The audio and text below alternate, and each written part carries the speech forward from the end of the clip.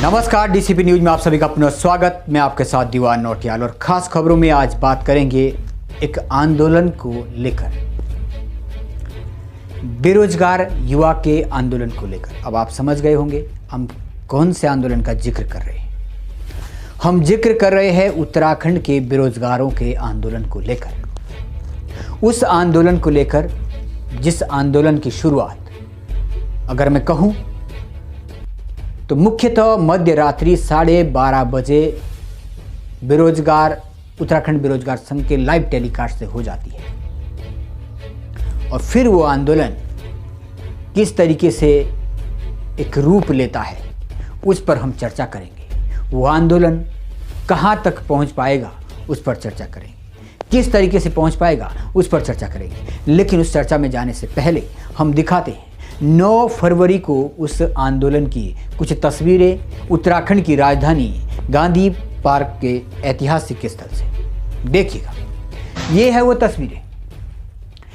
तस्वीरें देश के बेरोजगार युवाओं का ये जनसैलाब, जो अपने आप में इस बात की गवाही देता है कि ये हुनरमंद युवा किस तरीके से निराश, हताश और अपनी सरकार के प्रति क्रोधित है। मैं जिक्र करूं, इस आंदोलन का एक मुख्य कारण ये भी है। सबसे पहले 8 फरवरी को उत्तराखंड बेरोजगार संघ निर्णय लेता है कि एक सत्याग्रह का मार्ग अपनाया जाएगा। उस सत्याग्रह मार्ग के अपनाने के साथ मध्य रात्रि प्रदेश सरकार अपने पुलिस बल के माध्यम से इनको खदेड़ने का काम करती। नॉर्मल प्रक्रिया, पुलिस हमेशा एक कार्रवाई करती है।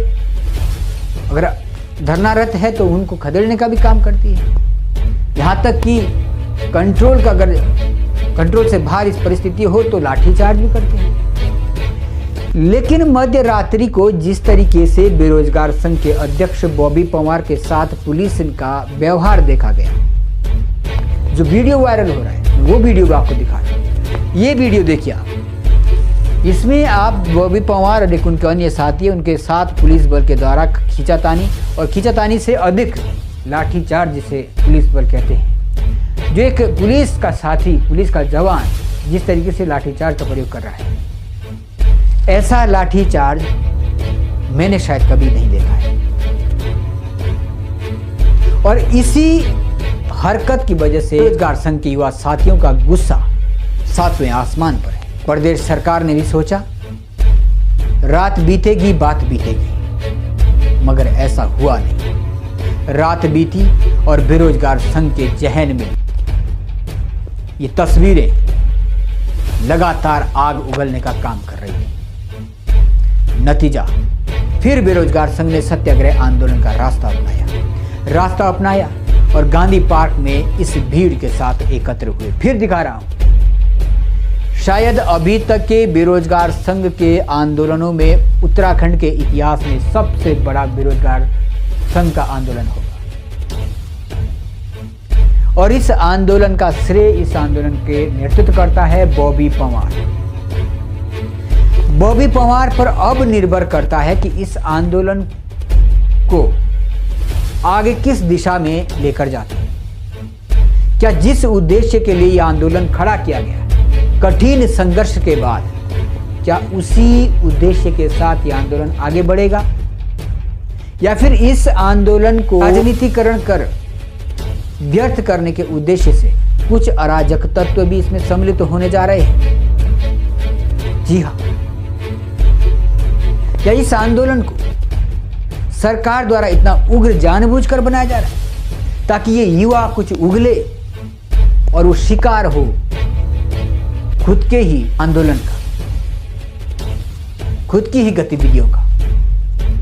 इसलिए अब चैलेंजिंग ये हो जाता है कि उत्तराखंड बेरोजगार संघ के अध्यक्ष बॉबी पंवार की जिम्मेदारियां बढ़ती है। हर एक बेरोजगार युवा को अभद्र भाषा, अप्रिय घटना, गैर कानूनी कदम से बचना होगा। सत्याग्रह अगर नाम दिया है तो सत्याग्रह के साथ ही इस आंदोलन को आगे ले जाना होगा। जिस उद्देश्य से आंदोलन चला है, सीबीआई जांच के बाद निष्पक्ष कार्यवाही सभी पर, उसके बाद पूर्ण पारदर्शिता के साथ सभी एग्जाम को पूर्ण कराना और फिर उस एग्जाम में नियुक्तियां। ये 3-4 बिंदु को लेकर यह आंदोलन निकला है। इन 3-4 बिंदुओं की नींव इस आंदोलन की है। लेकिन 9 तारीख को जब ये जनसैलाब उमड़ चुका था गांधी पार्क के मुख्य द्वार पर, तो वहां पर कुछ गतिविधियां ऐसी भी देखने को मिली जो या तो युवा जोश में होश खो बैठ रहा है या फिर कुछ जानबूझकर अराजक तत्व इस आंदोलन का हिस्सा बनने जा रहे हैं। हो सकता है जानबूझकर आ रहे ताकि आंदोलन को बदनाम किया जाए और बदनाम कर उसे राष्ट्र विरोधी कहकर उसे नेस्तनाबूद किया जाए। तो चैलेंजिंग ये होगा बॉबी पवार का कि किस तरीके से इसको पारदर्शिता तरीके से आगे बढ़ाया जाए। अपनी मांगों के साथ डटे रहें, सत्याग्रह के मार्ग पर डटे रहें और आगे दिन प्रतिदिन किस तरीके से इस आंदोलन को और मजबूती देनी है, इसके लिए बहुत ही एक प्लानिंग, बहुत ही एक स्ट्रेटेजिक तरीके से बॉबी पवार को आगे बढ़ने की आवश्यकता है अपने समस्त बेरोजगार साथियों के साथ। हर एक राजनेता का आज ध्यान होगा इस आंदोलन की तरफ। कोई इस आंदोलन का उपयोग मुख्यमंत्री बनने के लिए कर रहा है, कर सकता है। कोई इस आंदोलन का उपयोग विधायक बनने के लिए कर सकता है। कोई इस आंदोलन का उपयोग और मसीहा बनने के लिए कर सकता है। और इस सब से होगा इस आंदोलन का राजनीतिकरण। उस राजनीतिकरण से बचना इस आंदोलन के लिए सबसे बड़ी चुनौती हम समझते हैं। कुछ गतिविधियां ऐसी देखी गई, मैं आपको बता दूं, कई जगह बैनर फाड़े गए गांधी पार्क में। शायद वो इस आंदोलन का उद्देश्य नहीं हो सकता।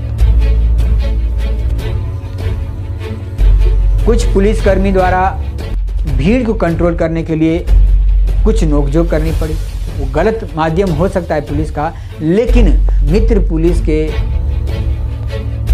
मित्रतापूर्वक व्यवहार न करके एक निंदनीय व्यवहार करना वो पुलिस का काम है। उसके बदले युवा पुलिस से निपटे, वो ठीक नहीं। हमें पुलिस के साथ सत्याग्रह के मार्ग से ही निपटना होगा। पुलिस एक मोहरा है, पुलिस अपना काम करेगी, पुलिस को लाठीचार्ज का आदेश मिलेगा वो लाठीचार्ज करेगी, लेकिन बेरोजगार युवाओं को सत्य के मार्ग पर सत्याग्रह आंदोलन का मार्ग ही अपनाना होगा। और साथ में हर एक दिन इस आंदोलन को मजबूती के दिशा में आगे बढ़ाने के लिए एक बेहतर रणनीति की आवश्यकता बॉबी पवार को पड़ेगी। देखना यह होगा कि आंदोलन क्या उन सारी आशंकाओं से बाहर निकलकर अपने उद्देश्य के साथ आगे बढ़ेगा। क्या ये आंदोलन एक ऐतिहासिक आंदोलन की रूपरेखा तय करेगा। क्या ये आंदोलन प्रदेश की भ्रष्ट हो चुकी संस्थाओं को फिर से विश्वास पात्र बनाने में सफल होगा। क्या ये आंदोलन प्रदेश के युवाओं के साथ हो रहे छल में अभी तक के धांधलियों में सीबीआई जांच की मांग करने में सफल होगा। क्या ये आंदोलन उत्तराखंड के बेरोजगार युवाओं के लिए एक नया सपना लेकर आएगा, एक पारदर्शिता पूर्वक प्रक्रिया को एक बार फिर लेकर आएगा। और क्या ये आंदोलन गुनहगारों को सबक सिखाने में सफल होगा। ये बहुत सारे प्रश्न हैं जिन प्रश्नों के साथ आज हम आपसे विदा लेंगे, लेकिन हम उम्मीद करेंगे कि आप भी अपने सुझाव ज़रूर दें, कमेंट बॉक्स में ज़रूर दें। क्या बेरोजगार संघ को क्या आगे करना चाहिए, किस तरीके से इस आंदोलन को बनाए रखा जा सकता है, किसी राजनीतिकरण से बचाना है, किस तरीके से बच सकता है।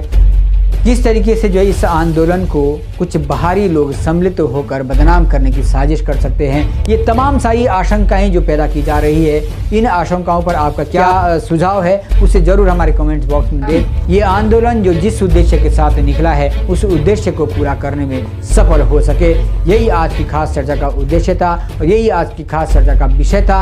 उम्मीद करेंगे ये आंदोलन बॉबी पवार के नेतृत्व में एक मिसाल साबित करेगा और ये आंदोलन खुद को बदनाम करने से बचा पाएगा, निष्पक्ष तरीके से एक बेरोजगार संघ के जो बिंदु है उन बिंदु के साथ आगे बढ़ पाएगा। फिलहाल के लिए आज की चर्चा में इतना ही। आगे बने रहेगा डीसीपी न्यूज़ के साथ। अपने सुझाव जरूर दीजिएगा। फिलहाल मैं आपसे लूँगा विदा। नमस्कार।